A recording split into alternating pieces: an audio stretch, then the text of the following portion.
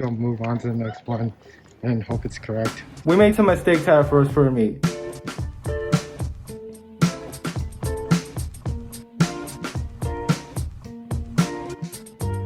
Furmeets have been taking a huge toll from COVID-19, so I went to one. Now, before we talk about this Furmeet, we gotta talk about how it's able to find in the first place. Even with the explosion of the internet in the past few decades, it still isn't easy to find a Furmeet. For many years, I was part of the fandom, in and out mostly, but never was able to actually join a Furmeet. The reasons for this is because I was never aware of them during this time. The past few months ago, as COVID-19 lockdowns have been raging on, I slowly joined the fandom again and was able to find Furmeets by asking around. It wasn't an instant realization, but I was slowly able to find the places where everybody organized. When I found Fur SP, I was like, yes. Had I not found it when I was signing up for another event, I probably would have never found out. Within that moment, I signed up instantly and I had to do what any other furry would have to do when you sign up for a Furmeet, which is wait. As the days passed by, I was actually excited and nervous of joining. Excited, well, because there are people dressing up as animal costumes and being animals, but also nervous and not for the reason you might expect. During this time, COVID-19 was still a big issue, and even with vaccinations picking up, I didn't know if I would catch it. Keep in mind, I was not vaccinated during this time as I was waiting for my turn. Eventually got my shot, but still. These fears weren't helped by the fact that masks weren't mandatory at the event, although it was outdoors, so that did help a lot. However, none of these fears would come close to the one that would eventually be my biggest one. When I thought everything was fine, one of my parents decided to join along with me. During this time, I expected to go by myself, and the only reason I told them about it is to make sure they knew where it was. Now, I was pretty worried about this thing because, well, I never really told them about furries and stuff. But, you know, you can't really tell them no because they'll be more suspicious, so I just let them tag along with me and I just kept waiting. On the day of the event, we did what anyone else would do. Pack. Being a complete closet fur, I packed early and tried to hide my fursuit. Instead of everything else, I packed along with it. Of course, my paraphernalia wanted to know what's inside of said bag. I tried to show them the mundane stuff and not show them what I really had. Tried to make sure that they wouldn't see my furriness. For some reason, another family member decided to join in, and because my parents were making it such a big deal for some reason. Keep in mind, they don't actually know what the meet is really about. I looked at them and was like, you're not going to really enjoy this. So me and the plus two I had, we headed off. For the most part, getting there was a breeze, but finding the location where everyone really was though, proved to be a big challenge. Right now, as I was getting to the supposed meetup location, I was actually early. However, this is where everything started to fall apart. As soon as I got to this supposed park, I was wondering where all the fursuiters were. Turns out, I was in the wrong area. So I was panicking and tried to get into contact with anybody who was at the event. Alas, they did not reply. Checked the website, and it turns out they were in a completely different park, so I entered the location and hoped that I would get there, albeit slightly late. I was glued to my screen trying to get into contact with anyone who was there. Meanwhile, the plus one spot was trying to tell me, oh, it's your first time, which obviously didn't help anything. After half an hour of me silently panicking and getting to the new park, I again scoped out for people who were wearing colorful animal costumes. While I saw people like last time, they were not the people who I was looking for. At this point, I was really losing it, while my parents were trying to make sure that I wasn't going insane or something. Took another look, turns out there was not only multiple parks with the same name in this county, there was also multiple in the same town. So, I took a breath, set my location to that park, and hoped it would be the right one. Turns out, somehow, after 1 hour of chaos, multiple mix-ups, I was able to actually get to it. Once I finally got to the right park, the music was blasting at full volume, which I can't really show you because copyright, and everyone seemed to have a good time. I was busy wondering what I missed during my panic, but that was something I had to put aside, as one of the Furry attendees, Chevron, who I actually recognized on Discord, came up to me while I was not in fursuit and greeted me and the other extras who was there. You know what I did? I replied my persona name. Louie. Needless to say, it was something that I thought would be awkward, and I might have had to explain to my parents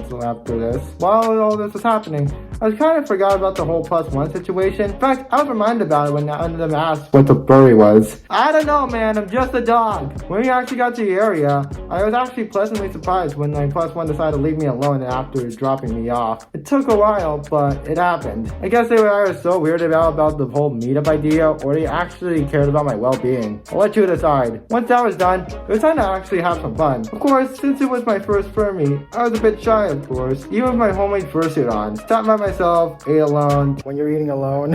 taking photos, trying to actually have a conversation with someone. It wasn't easy, but I was able to find some furs I recognized and stick around with for mostly events. There were plenty of events that were happening that were able to break the ice with everybody. However, some of the best things that happened were the ones that weren't on the schedule, because when you have a bunch of furries in one area, things can get a little interesting. We watched one of our doggos try to get some food. Do you have bones? Although it came to a disappointment when we realized they were eating themselves. I can't eat the hot dog with this on. I'm a dog. I can't eat dogs. Of course, we can't forget about the beans. OMG beans! It seemed to be that the furs would come and go as we please, as the amount of fursuiters continued to climb even after I joined, and with more fursuiters came more hugs. Lots of them. Be glad they showered beforehand. Just because I'm a fox doesn't mean I'm smelly.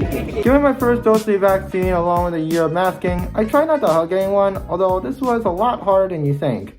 And because I know people are going to be talking about it in the comments, I'll be addressing the elephant in the room. I was slightly disappointed by the masking rules, despite being an outdoor event with plenty of COVID-19 precautions. It was just this close to what I thought was ideal, but it just barely missed it. But if you want to understand the full situation, you'll need some context first. In the place and time of the fur meet, around a third of the population was vaccinated. This figure can be a bit misleading, however, as it includes the general public, and the fur meet, with very little exceptions, consists of adults. In fact, I was probably the only young fur around there, and around half of the adults in the state were vaccinated during this time. Like I said, I was partially vaccinated at the time of the meet. Given my experience of how many furries were actually willing to get the vaccine, I wouldn't be surprised if her immunity was at the vax. However, since vaccination status was never asked for, we'll never really know. Speaking of danger, things took a turn when Grunder's animal instincts took over. Uh-oh. No, Roger, where are you going?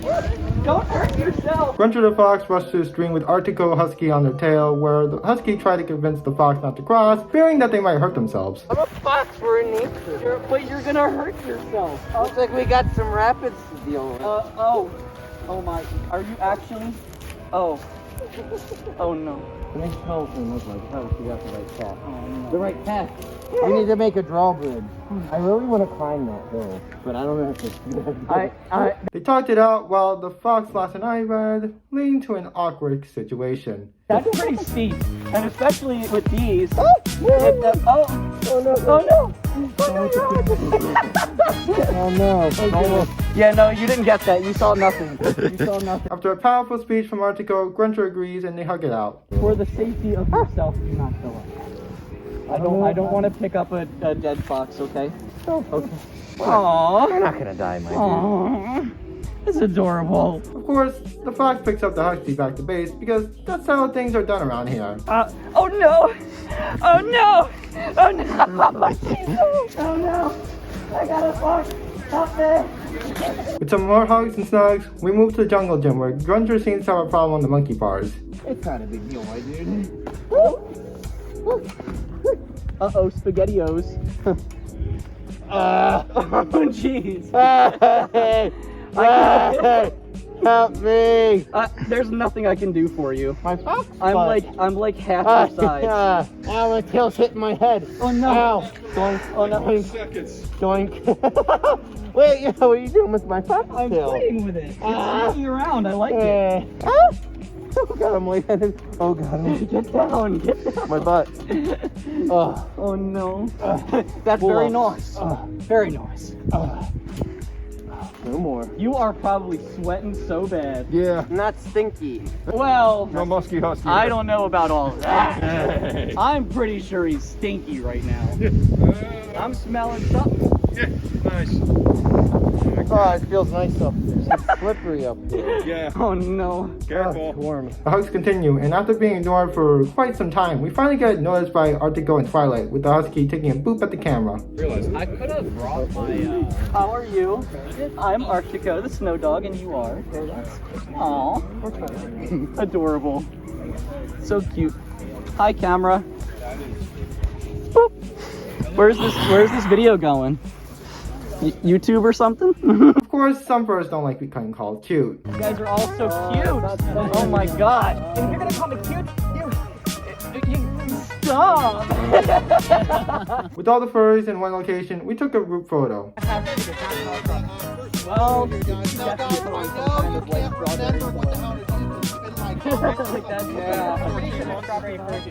Yes, this is me.